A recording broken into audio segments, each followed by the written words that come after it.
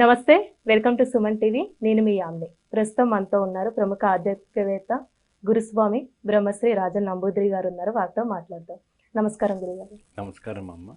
గురుగారు, మనకి ప్రతి నెల సంకష్టహర చతుర్థి అనేది వస్తూ ఉంటుంది కదండి. ఈ నెలలో వచ్చే సంకష్టహర చతుర్థి రోజు ఏ విధంగా పూజ చేయాలి? అలానే ప్రత్యేకమైన మంత్రం అంటూ ఉందండి? తాకట్టులో ఉన్న బంగారాన్ని విడిపించి ఆ రోజు ఆన్లైన్ రేటుకే మేము కొంటాం. Sharma gold company. తప్పకుండా అమ్మ. ముందుగా శ్రీ మహాగణపతి దేవతాభ్యే నమః, శ్రీ లక్ష్మీ సరస్వతి నమః. సంకటహర చతుర్థి అంటేనే దాని పేరులోనూ సంకట చతుర్థి అంటే సకల దోషాలు నివర్తన కావటం. వినాయకుడికి శివుడికి మాత్రాన్ని ప్రదోషకాలంలో, నందికి మాత్రం ప్రదోషకాలంలో పూజ చేస్తారు.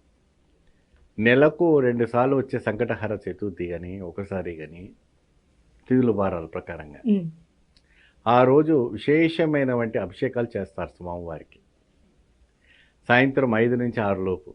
ఆ చేయటం వల్ల సంకటహర చతుర్థి ఒక శ్లోకం, సంకటహరది ఒక మంత్రం, సంకటహరది ఒక స్తోత్రం అంతా కూడా చేసుకుంటే ఏ కార్యం తలిచినా మీకు విజయం కలుగుతుంది. ముఖ్యంగా ఆరోగ్యం. ఏంటమ్మా? ఆరోగ్యం అనేది స్థిరంగా ఉండటం అనేది జరుగుతుంది.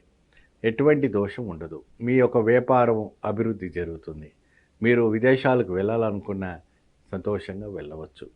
వీసా రాలేదనుకున్నా వీసా వస్తుంది. అనేక రకమైనటువంటి ఒక రంగాల్లో మీకు పాల్గొనుకోవడానికి అవకాశం ఉంటుంది. అంటే ఏ విధంగా పూజ చేస్తే మంచిదండి ఆ రోజు? అంటే నైవేద్యం అంటూ ప్రత్యేకంగా ఏం పెడతారు? సంకటహర చతుర్థి రోజునే స్వామివారికి కొన్ని ఆలయాలు కొన్ని విధి విధానాలు చేస్తూ ఉంటారు. ఇప్పుడు సంకటహర చతుర్థి ఎక్కువ శాతము పూణేలో విశేషంగా చేస్తారు. అష్టాగణపతి దేవాలయం, మహాగణపతి దేవాలయం, సిద్ధి గణపతి దేవాలయంలో చేస్తారు. ఇది నార్త్ సైడ్ నుంచి వచ్చామంటే ఆచారం. మనం దక్షిణ భారతంలో చేయరు ఎక్కువ శాతం, నార్త్ సైడ్ చేస్తారు ఎక్కువ శాతం. గణపతికి ఈ మధ్య కాలంలో హైదరాబాద్లో జంటనగర్లో కూడా చేస్తూ ఉంటారు. ఇది ఎక్కడో కూడా చేయరు ఎక్కువ, చాలా మందికి తెలీదు ఇది ఇలా చేస్తారని కూడా తెలియదు. కాబట్టి ఇది ఏంటంటే స్వామికి ఇష్టమైనటువంటి పదార్థం ఉడుములు, ఉండ్రాలు, సుండలు, కొలకట్ట అని అంటే బియ్యపిండితో తయారు చేసినటువంటి పదార్థము.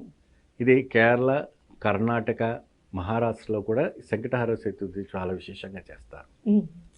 చాలా అద్భుతమైనటువంటి ఫలితం వస్తుంది. ఎటువంటి భూత పేత పిశాచ చేతబళ్ళు ప్రయోగాలు చేసినటువంటి వ్యక్తులకైనప్పటికి కూడా ఈ యొక్క గణపతి పూజ చేయటం వల్ల సకలం హరిస్తుంది. కానీ ఆ ఒక గణపతి దగ్గర పోయినప్పుడు నేను ఇచ్చినటువంటి ఒక మంత్రాన్ని మీరు స్మరిస్తూ మీరు ఆ స్వామికి అభిషేకం చేసినట్టయితే మాత్రాన 24 గంటల లోపే మీకు అద్భుత ఫలితం రావటం అనేది జరుగుతుంది. గురుగారు, ఈ పూజ అనేది మనం ఉదయం చేస్తే మంచిదా లేకపోతే సాయంత్రం టైంలో చేస్తే మంచిదండి? ఎక్కువ సంకటహర వ్రతము పట్టుకున్న వాళ్ళు పచ్చి మంచినీళ్ళు కూడా పట్టకూడదు. ఉదయం తలస్నానం చేసుకొని నీళ్లు కూడా తాగకుండా గట్టిగా ఉపవాసము పాటించి స్వామికి అభిషేకము చేసిన తర్వాత తిరిగి వచ్చి ఇంట్లో స్వామికి శుభ్రంగా అలంకరణ చేసి పెరుగు అన్నం, దద్దోజనం అంటారు కదా, పెరుగుతో తయారు చేసినటువంటి అన్నాన్ని కింద ఆకు మీద పెట్టి స్వామికి నివేదన పెట్టి అనంతరము కొబ్బరికాయ కొట్టినటువంటి నీళ్ళు ఉంటాయి కదమ్మా, ఆ నీళ్ళతో ఉపవాసం వదులుకోవాలి. ఉపవాసాన్ని వదులుకున్న తర్వాత అప్పుడు ఆ ఒక నైవేద్యాన్ని వీళ్ళు స్త్రీ కానీ పురుషులు కానీ స్వీకరించి మీరు 3 పూట్లు పూజన చేసి సంకటహర చతుర్థిలో వ్రతాలు కూర్చుంటే మాత్రం అది ఫలితాలు రావు. మీరు విశేషమైనటువంటి ఫలితము రావాలి, మీ లైఫ్లో మంచి మార్పు రావాలి, మీ పిల్లలంతా మంచిగా పైకి రావాలి, అతీతమైనటువంటి సంపదన మీకు రావాలి, అనేక రకమైనటువంటి సంపద రావాలంటే ఇది చేయక తప్పదు.